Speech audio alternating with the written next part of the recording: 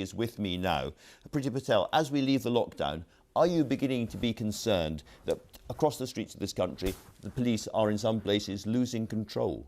Well, what concerns me, Andrew, is the fact that we are seeing people, mass gatherings. We are in the midst of a global pandemic still, a health crisis and a health emergency, that people are still gathering in quite inappropriate ways. And obviously we have seen in recent weeks protests, demonstrations that have turned ugly and violent. I've seen far too many assaults on our hard-working, our outstanding police officers. That is unacceptable. And then more recently, in the last week or so, we've seen gatherings, street parties, people behaving in ways in which that, quite frankly, are just not right. Yes. And not proper. So with regards to policing, I spend every day speaking to our policing leadership across the country, almost every day with frontline officers as well. And our officers are resilient, they are remarkable. I think they've been true heroes throughout the global pandemic, throughout the last 13 weeks with coronavirus. But the fact of the matter is, we still have this disease in our communities, in society. We need people to be conscientious and act responsibly. And yet people are not acting responsibly. I mean, you talk about street parties, and let's just remind ourselves, look at some of the pictures from Brixton. This was, sure, as it were, a street party, a very, very violent street party, and some really nasty confrontations here. Is that not a sign of, as it were, law and order breaking down on the streets of London? Well, first of all, what we saw was unacceptable. Police officers were assaulted and injured. There were a number of police officers that were injured that night, which is absolutely shocking. We've seen violent behaviour. I mean, that violent behaviour will be met with law enforcement. That is effectively what the police do. I have actually spoken to the Metropolitan Police Commissioner. I've made it quite clear if more support was required or needed for the police, more resources, and quite frankly, we will do whatever's needed. But it's behaviour. Behaviour is the key thing here right now. Those types of behaviours will do very little to stop the spread of the virus right now. And where we see criminality, violent behaviour, as I said when we saw the protests a few weeks ago, thuggishness and violent behaviour is simply unacceptable, and the police will do the right thing. They will enforce the law. Do you think we need to see fewer big mass gatherings on the streets of Britain in total? We've had 2 nights now, where people in Liverpool have been celebrating their football victory in very, very large numbers. We saw the Black Lives Matter demonstrations as well. Do we have to stop coming out into the streets in these large numbers at this time? My own view is yes, we do. Congratulations to Liverpool for winning, but even so, and fans of course want to celebrate, but they did not need to go to the football ground and congregate outside the stadium. You know, as much as people do want to be out right now, the weather is amazing. Stick to the rules, follow the guidance. We've made it quite clear that, 6 or more people, no one should be gathering in more than six or more people. But also when it comes to protests, there are other ways in which people can express their views and opinions. And with Black Lives Matter, there are legitimate voices, legitimate causes, legitimate issues that were being aired at the time. And of course, I'm a member of the government. We're all working and listening to many of those really challenging and difficult issues around injustice, social justice. We want to right some wrongs there, absolutely, and do much more to help and support people. But protesting right now will not help us get control of this awful disease, this horrible virus, and stop the spread of it. Your colleague Andrew Bridgen says that he thinks the Met has lost control of the streets. I know you spoke to Cressida Dick, the head of the Met, a couple of days ago. What explanation did you get for her of those scenes, and are you reassured? I am, because we should always remember as well, Andrew, that of course operational decisions around policing are independent from the Home Secretary and from the government. But it's right that I have those conversations. As I've said, I want to make sure that our police, who in my view are the finest in the world, are resourced, absolutely resourced and equipped and are supported by this government. We have an exceptional working relationship with them. But in terms of, what we have seen on the streets, we're seeing pockets of behaviour. We are not seeing, mass disobedience. We're seeing pockets of behaviour. And it's right. I'm sorry to jump in. It seems to be spreading a bit. And I wonder if that's something to do with the fact that the very first really big demonstrations, the Black Lives Matter, we saw statues being pulled down and defaced, and the police standing by and letting that happen. And I wonder if that has perhaps sent the wrong message to other people. Well, the police make operational decisions in terms of how they police. they know much more in terms of the situation analysis, the intelligence behind protests. They engage with many of the community organisers as well. They know much more than we would actually know at that particular time. And so obviously I follow up on those conversations. But I think first and foremost, when it came to the protests and the disobedience and the disorder that we saw, the police arrested individuals and investigations followed. That's absolutely right. That is maintaining law and order and enforcing law and order. When we're seeing street parties, we don't want to see street parties, but they are happening. And it's right.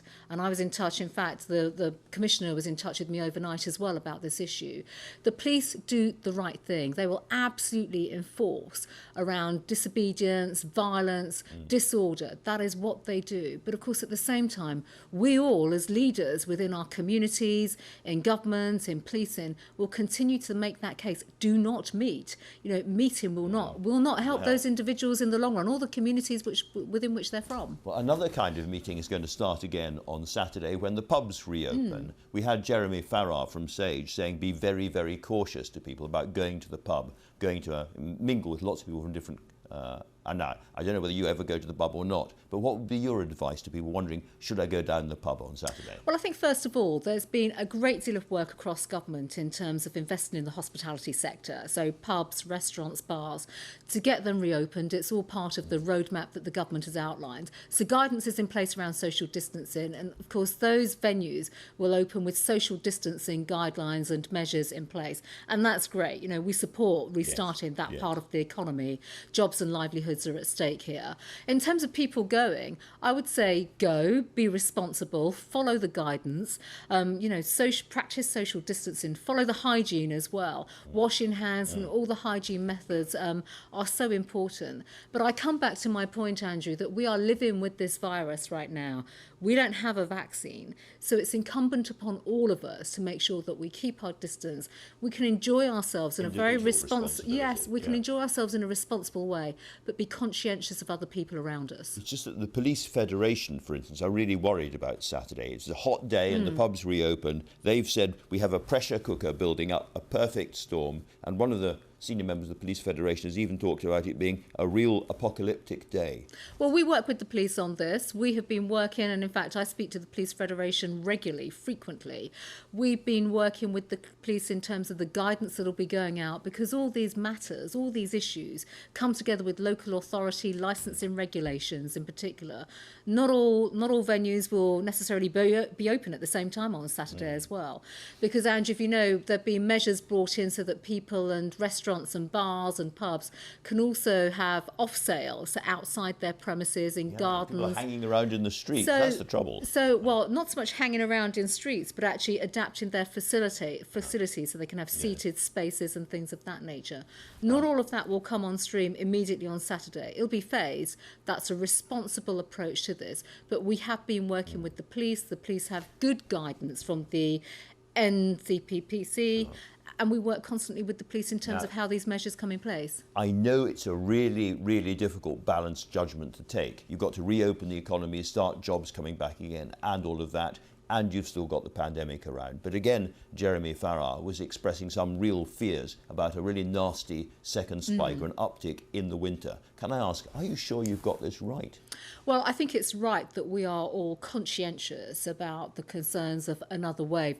I've spoken about this very publicly previously around measures at the border, in fact, air travel and travel in particular. We have to be very conscientious about the risk of a second wave. I think nothing would be more damaging for our country and for our economy if we do have a second spike, a second wave, which is why we're taking a very measured approach. It's measured, it's pragmatic, and it's responsible. And it's also, Andrew, guided by much of the science, the advice from SAGE, many of the advisors across other government departments and across those individuals advising government centrally. There's been suggestions today in the papers that Leicester may have to face a local lockdown, the first we've seen of that kind. What can you tell us about that? Well, that is correct, and we've seen flare-ups across the country already over recent weeks. Just in the last 3-4 weeks in particular, there was the example of a flare-up in one particular hospital over infection control. Now, of course, that is why we have a new mechanism, a joint biosecurity centre, which is very much geared up. It's been developed to address local flare-ups. But there is going to be a Leicester lockdown, is there? So there will be support going into Leicester, and in fact the Health Secretary was in touch with many of us over the weekend, explaining some of the measures, the support on testing, resources that are going to the local authority as well, because with local flare-ups, it's right that we have a localised solution in terms of infection control, social distancing, testing, and many of the tools actually within the Public Health England space that will come together to control the virus and to stop the spread, so obviously that we can get on top of the infection. Let's turn to another issue in the papers at the moment. I've got a planning application. I'm having a bit of trouble with it. Will it help my chances if I buy a ticket to a Conservative Party fundraiser? No, it will not. It will absolutely not. And I speak now as a Member of Parliament that deals with planning at a constituency level, week in, week out.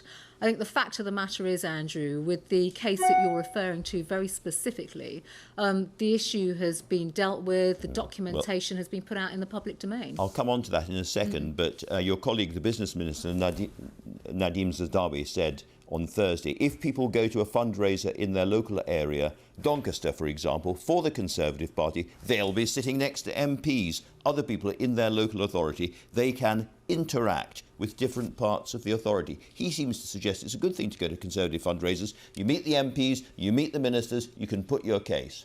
Well, I think with fundraisers, all political parties host fundraisers. It's not just the Conservative Party. Okay. And it's important actually that we raise money ourselves rather than being dependent on taxpayer funding, which is a situation we do not want in this country. Have you ever been lobbied at a fundraiser? I've been to many fundraisers. I speak to people of different backgrounds all the time, and I think it's not just planning, but we meet people who work for charities, NGOs. They want something out of you, some of these people.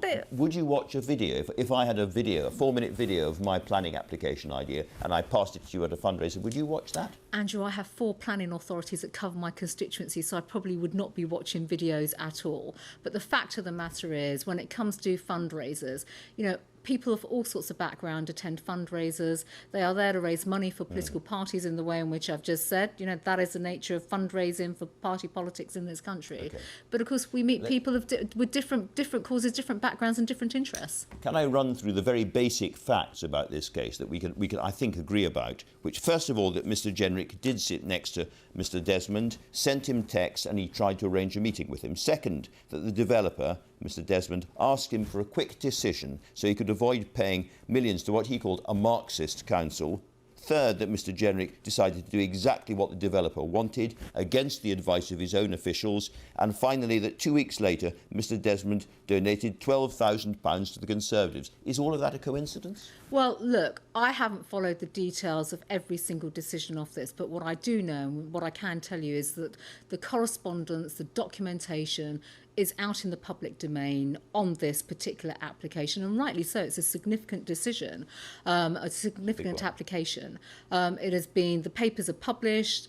The Secretary of State has followed all issues around transparency. It's been discussed in Parliament a number of times. Questions have been answered on this. And the matter is deemed to be closed. This goes through a quasi-judicial process. So I think on that basis, the documentation is in the public domain. I suppose it's the phrase, is deemed to be closed. The Prime Minister said the matter's closed. But lots of people, not just Marxist councils or Labour Party people, looking at this just don't like the smell. Let me read to you what the Daily Mail, one of your great supporters, has said about this case. Why on earth is Robert Jenrick still in his post? His decision to force through permission for a controversial housing development planned by a billionaire Conservative donor may not have been illegal, but it stinks to high heaven. If he had any sense of propriety, he would have resigned immediately after the deeply incriminating texts revealed his cosy relationship with the developer. That phrase, stinks to high heaven, is what a lot of people look at this and feel.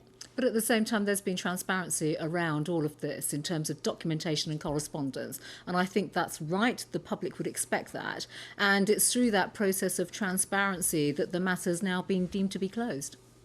Last month, a new record was set for boats being intercepted coming across the Channel. There's been lots of very distressing and disturbing reports of a big surge in people moving from France to Britain. Now, you know, you're taking back control of the borders, and you promised this was going to be a very rare phenomenon. What are you doing to stop it? Well, there's a lot of work, Andrew, that's taking place with regards to illegal migration, and this is illegal migration. This is people coming from northern France, from parts of Calais, that are being trafficked to the United Kingdom. We are working with the French authorities on this, in particular, breaking up the camps, but also working with them in terms of policing the vast beaches in France. There is a lot of beach area, and they're being policed by the French police. But on top of that, we are looking to change our laws. So there are issues around meritless claims that have been coming through, people being trafficked, vulnerable people as well, I should add, children, women that are being threatened to be put on those boats. So there's a great deal of work that's taken place with the French authorities.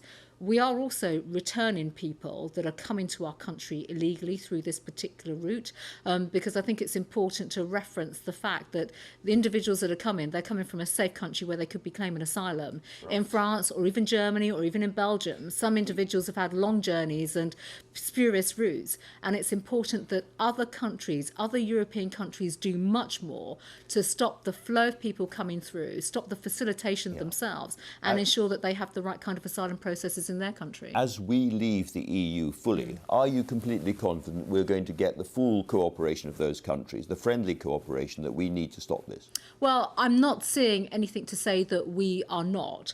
So when I look at our relationship with France and Belgium, in fact, we have regular dialogue, frequent dialogue on these particular issues. Illegal migration is an issue that doesn't just affect the United Kingdom, it affects European countries equally in a very severe nature through our ports, the porous borders, but also through the exploitation and trafficking that we've seen, so absolutely. All right, very briefly, are you going to go abroad on holiday this summer? I'll be working hard throughout the summer. So no. I'll be here. All right, thank you very much indeed, Priti Patel. Thank you. That's all.